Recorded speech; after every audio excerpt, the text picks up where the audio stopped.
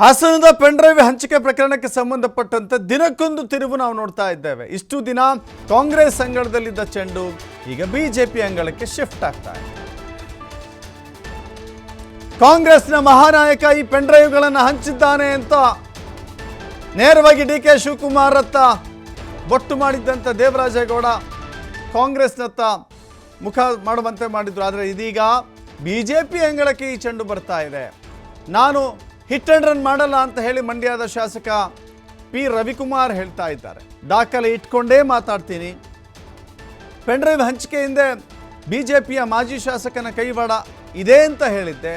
ಈಗ ಅವರ ಬಲಗೈ ಹಾಗೂ ಎಡಗೈ ಬಂಧನವಾಗಿದೆ.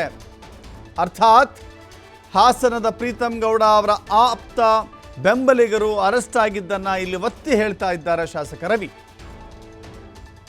ಬಿಜೆಪಿಯ ಮಾಜಿ ಶಾಸಕರ ವಿರುದ್ಧ ಗಣಿಗ ರವಿ ಗಂಭೀರ ಆರೋಪ ಮಾಡಿದ್ದಾರೆ.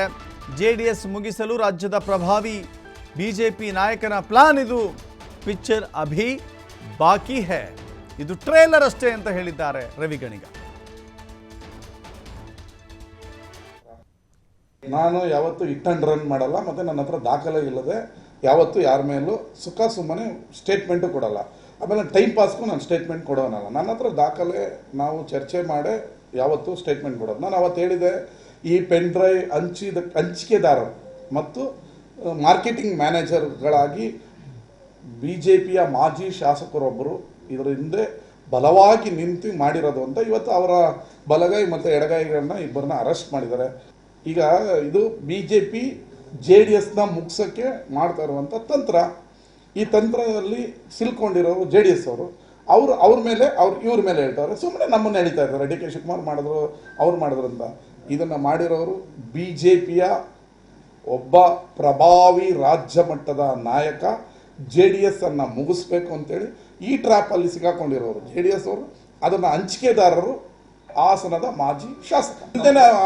ಈಗ ನನ್ನ ಅಕ್ಕಪಕ್ಕದಲ್ಲಿರೋರು ಈಗ ಸಿಗಾಕೊಂಡ್ರೆ ನನ್ನ ಪಾತ್ರ ಇಲ್ಲದೆ ಅವ್ರು ಸಿಗಾಕೊಳ್ತಾರ? ಬಂಧಿಸ್ತಾರೆ. ಇನ್ನ ಪಿಕ್ಚರ್ ಅಭಿ ಬಾಕಿಯೇ.